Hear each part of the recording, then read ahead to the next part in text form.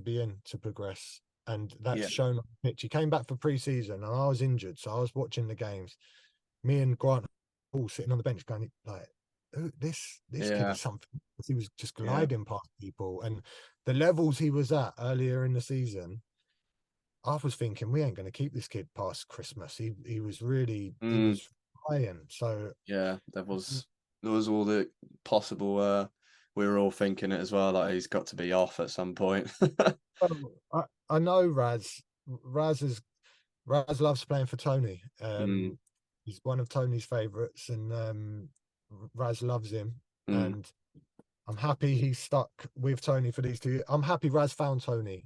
I think mm, same way for Ollie. I think he was playing for Hampton and Richmond. They weren't really having him.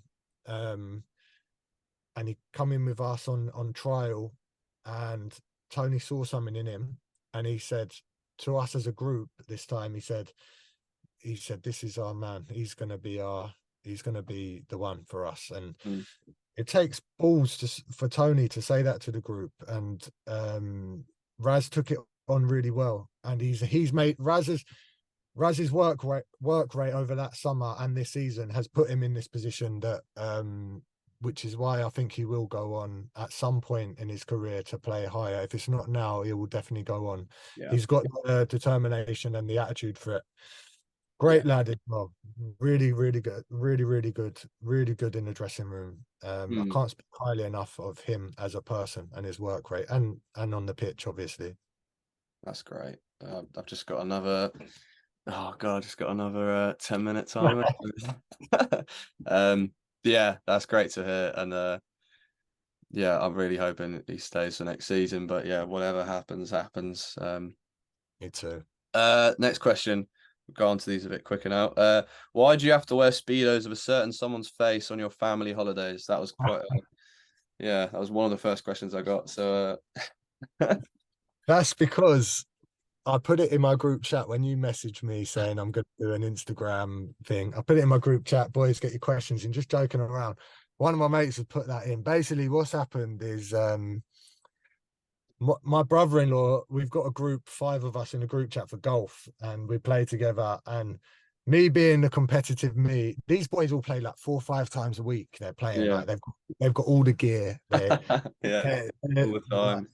but me being the competitive me, I play once every month or so when the season's on. So I think I'm better than I am. So I've said to him, "I'll smash you any day in a round of golf, mate. I'll be." And he's like, "Yeah, what are we going to play for then?"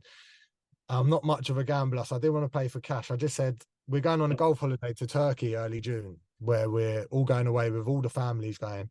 So I said, right, I'll play you 1-on-1, and whoever loses has to wear Speedos around the pool for a day. I didn't think he'd take the offer, and he's beat me, yeah, and yeah, he beat me, and he's bought me a customized pair of Speedos with my partner's face on, with next to one of my mate's face, just over and over again on the Speedo. So I'll send you a picture from Turkey, mate. Yeah, Yeah. that's great. Just- Yeah, no, that's I'm sure that's quite a look. Yeah. Um, yeah. Next one. A bit more of a serious one. Who's been your hardest opponent this year? And this is, yeah, I saw this question. I thought this was quite a good one because I'm intrigued to hear what you yeah, say. good question. Um, Individually, an individual player as an opponent, Mm, not too many stand out as, oh, that was a tough day. But I think the Cray centre half, Jalen Jones, good player. I mean, I scored against them in both games, I think. Yeah, I did. But mm.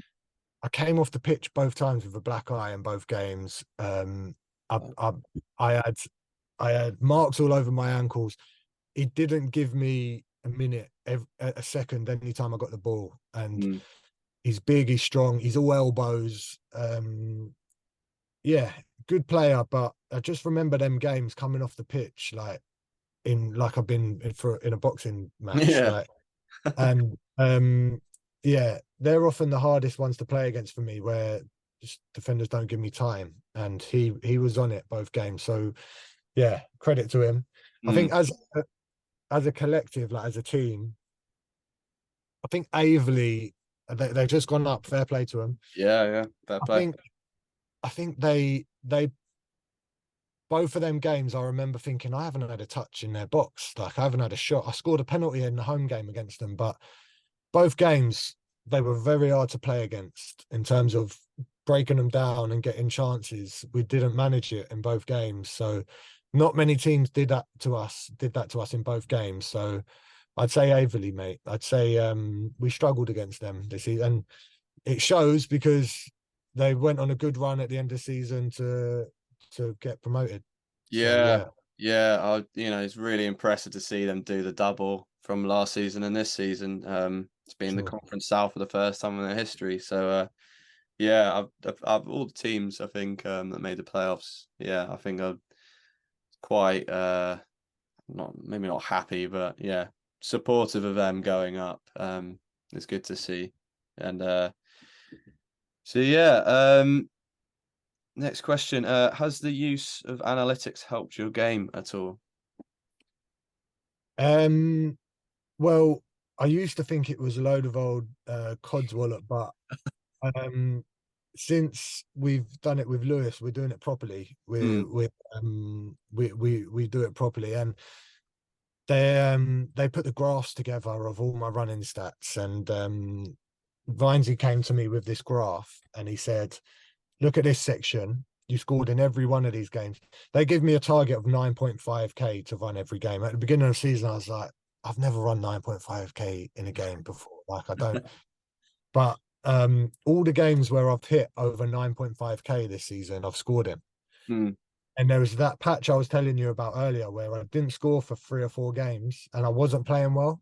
mm, I think I ran low 8Ks in them games, like 8K, 7.8. Like I wasn't moving as much. And he said, JT, next game, concentrate on just running, just move off the ball, with the ball, get active. And I think I scored 2 that game after they showed me them stats. And to be able to sit down and see it in black and white, how much I'm running. Um and yeah, it's a big part of the game, especially the way we play, we press high, etc. It has helped for sure. So yes is the answer, that it's changed my game because I now know if I have a clear target how much I need to run every game, and I do look for that now after the games. Am I running enough? Am I doing enough? mm. And it gives me something to reflect on and look at and see what I can improve on.